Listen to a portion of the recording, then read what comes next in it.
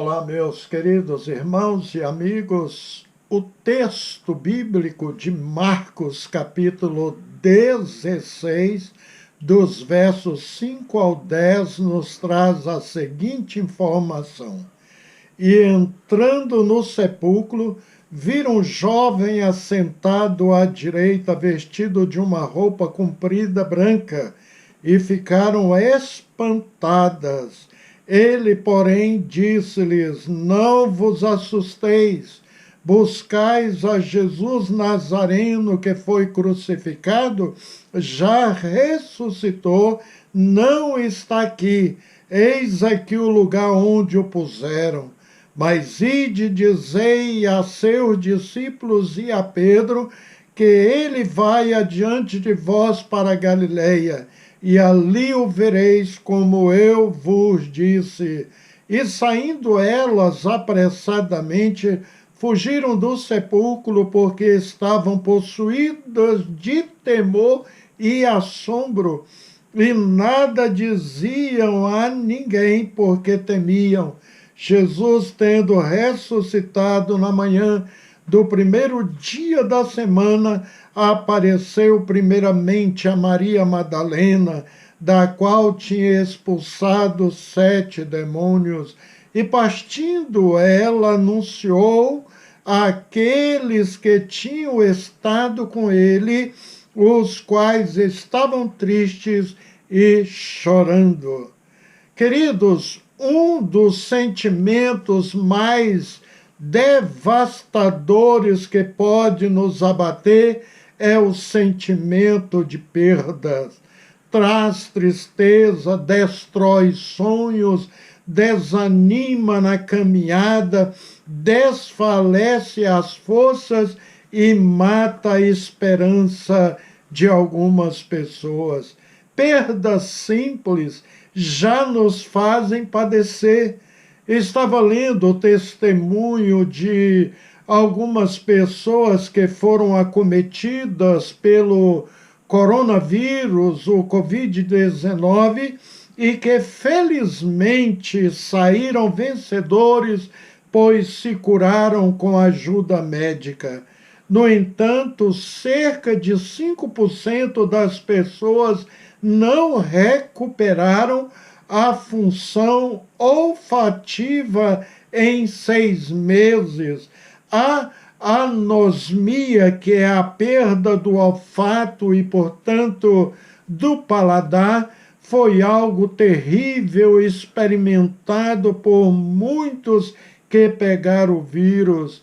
É horrível não sentir o cheiro e nem o gosto, especialmente dos nossos alimentos. Para a alegria das pessoas curadas, muitos, com o passar dos dias e até meses, voltaram a usufruírem do cheiro e do gosto. Entretanto, esta pandemia tem deixado rastro de tristeza por onde passa. Maridos ou esposas perderam seus cônjuges, mães e pais perderam seus filhos, filhos perderam pais ou mães. Estados Unidos e Índia são os campeões de vítimas fatais. São mais de 4 milhões no mundo.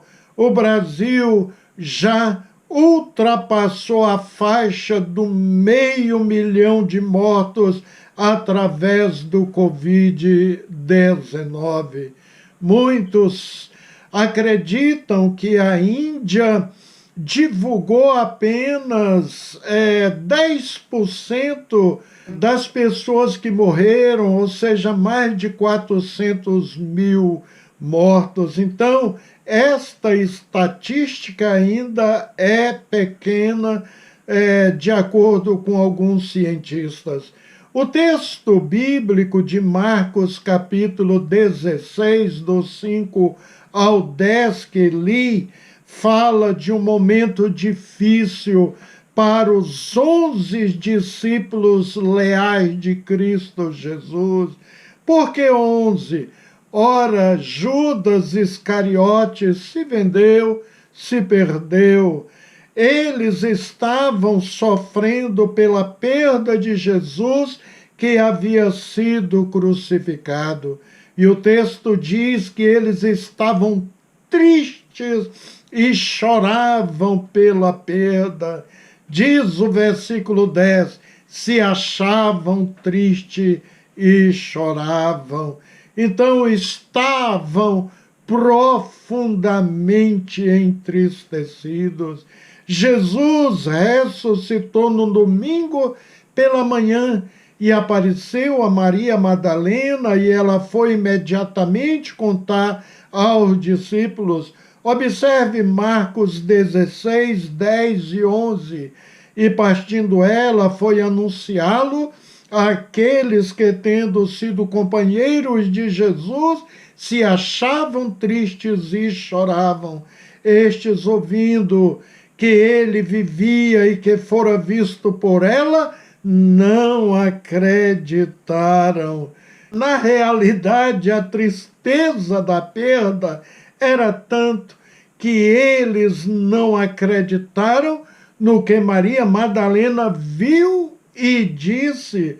É como se tivesse apagado da memória deles a promessa que Jesus disse que ressuscitaria ao terceiro dia. Talvez o que passava pela mente deles, queridos irmãos, era a cena da prisão de Jesus Cristo, as falsas acusações, o mestre carregando a sua própria cruz, os pregos atravessando mãos e pés, e todas as injustiças cometidas com o mestre que amavam tanto.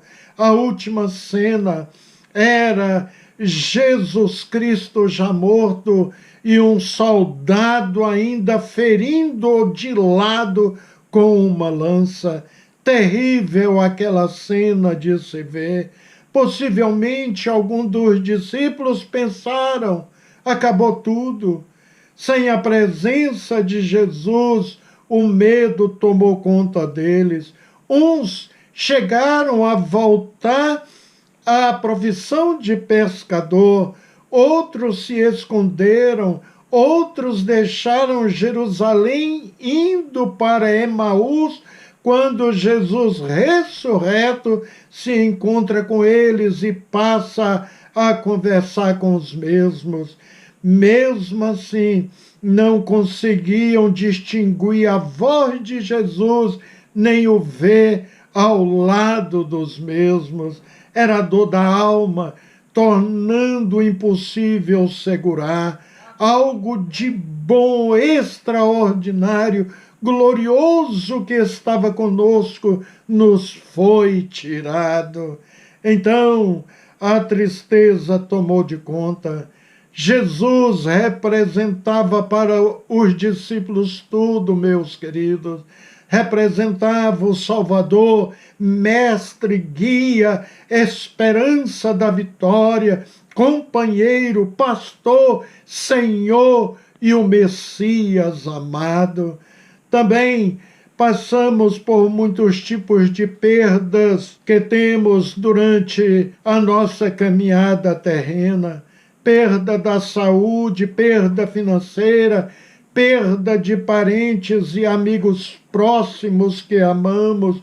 Outros perdem emprego, filhos que se enveredam para as drogas e até para a criminalidade. Outros perdem marido, esposa, através do divórcio. Mas a pior perda é a que nos deixa mais afligido, entristecido, é a perda através da morte.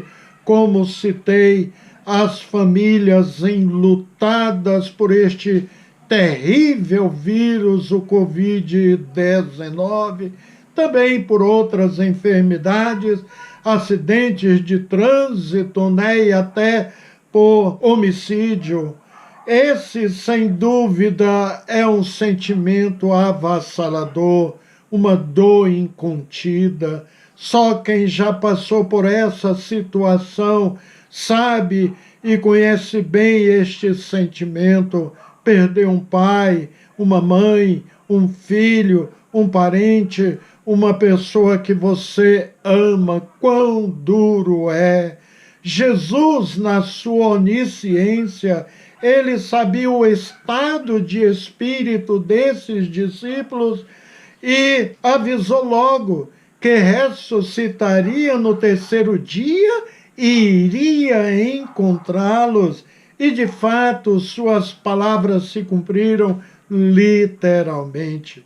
Ele morreu e no terceiro dia ressuscitou, como prova os evangelhos, e ainda aconteceu algo extraordinário.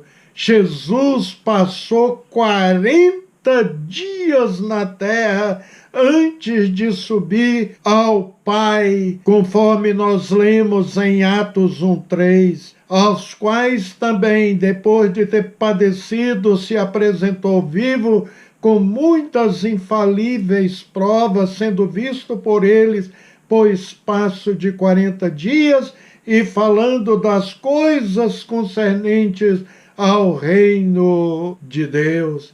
Que alegria poder passar esses 40 dias com Jesus.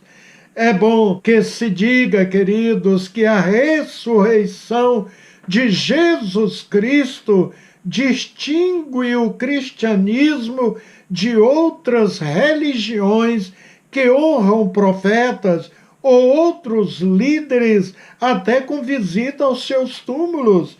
O fundamento do cristianismo não está no sepulcro, mas na exaltação de Jesus Cristo. Maravilhas! Agora, querido, o que fazer quando passarmos por momento de perdas significantes? O que fazer quando aquilo que é mais precioso já não faz parte da nossa vida? Olha, no livro de Jó, nós temos uma resposta, temos uma palavra esclarecedora e edificante. Observe, porque a esperança para a árvore que, se for cortada, ainda se renovará, e não cessarão os seus renovos. Se envelhecer na terra a sua raiz e o seu tronco morrer no pó, ao cheiro das águas brotará e dará ramos como uma planta. Jó 14, 7 ao 9. Em outras palavras, Jó era o homem mais rico de que todos seus contemporâneos, mas perdeu tudo. Perdeu 10 filhos de uma vez, perdeu animais, empregados e seus amigos, parentes, seu patrimônio e, por fim, perdeu a sua saúde. Mas, em dado momento, após a própria ruína, ele percebeu que havia esperança para si, assim como havia para a árvore cortada.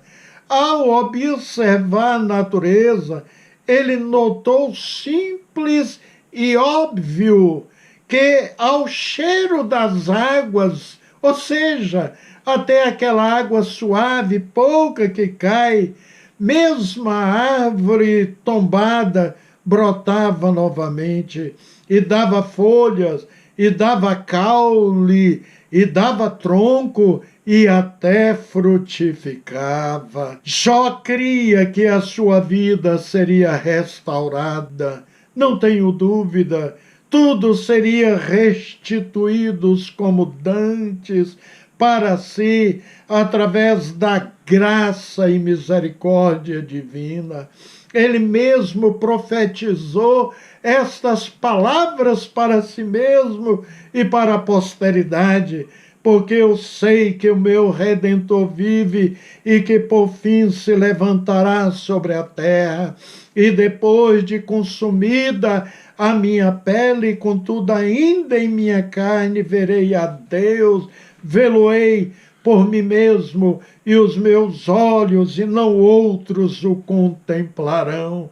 Jó 19, 25 ao 27.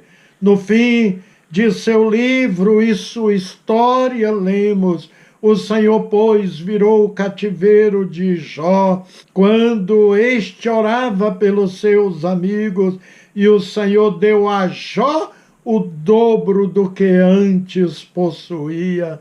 Então vieram ter com ele todos os seus irmãos e todas as suas irmãs, e todos quanto dantes o conheceram, e comeram com ele pão em sua casa, condoeram-se dele e consolaram de todo o mal que o Senhor lhe havia enviado, e cada um deles lhe deu uma peça de dinheiro e um pendente de ouro.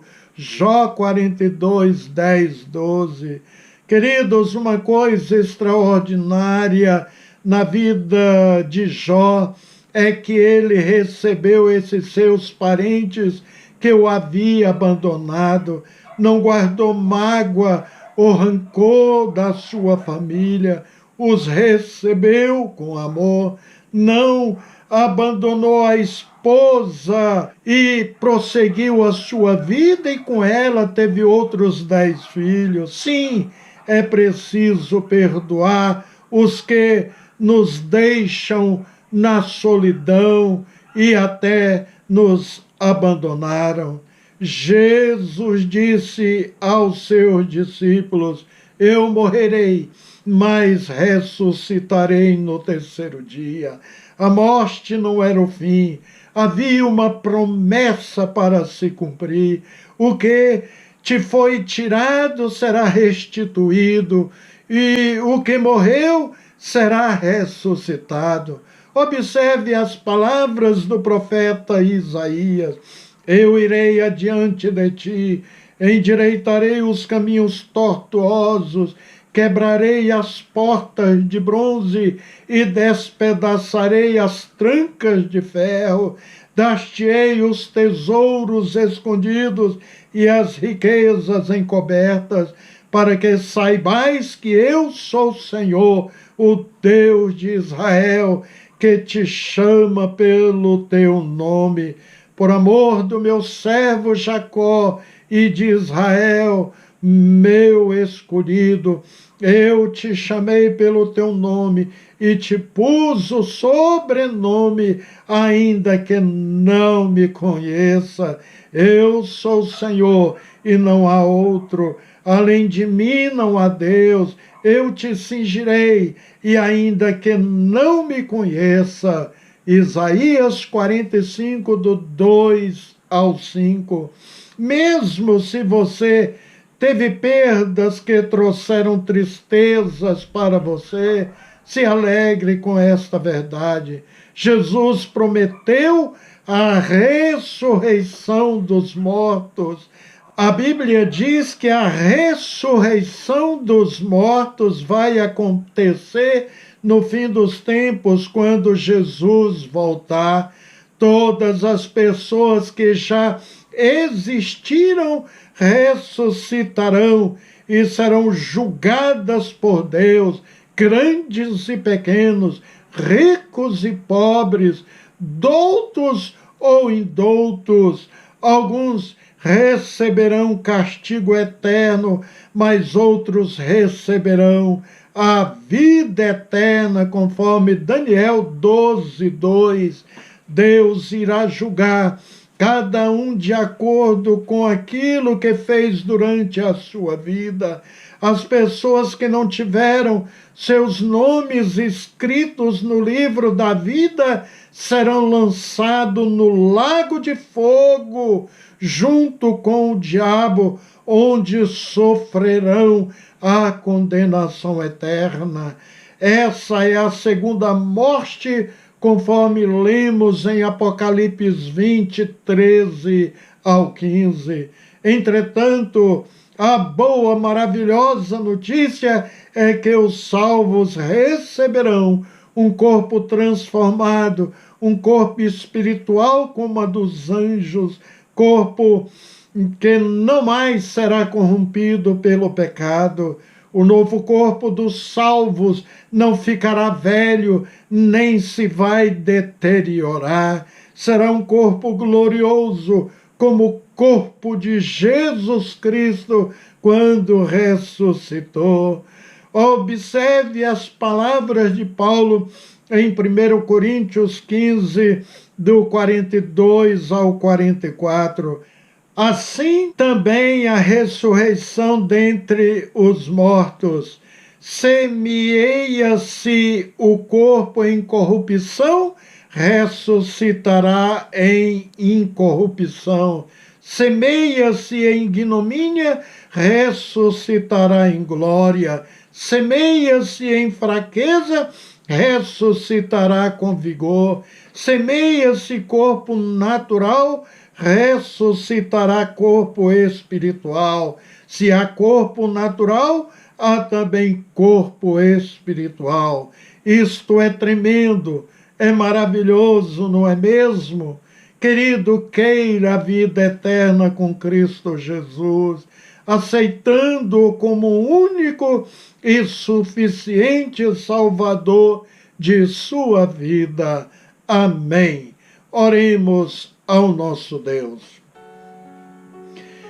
Querido Deus, além de Jesus Cristo ressuscitar de entre os mortos, nos legou esta bendita promessa: eis que eu estou convosco todos os dias até a consumação dos séculos.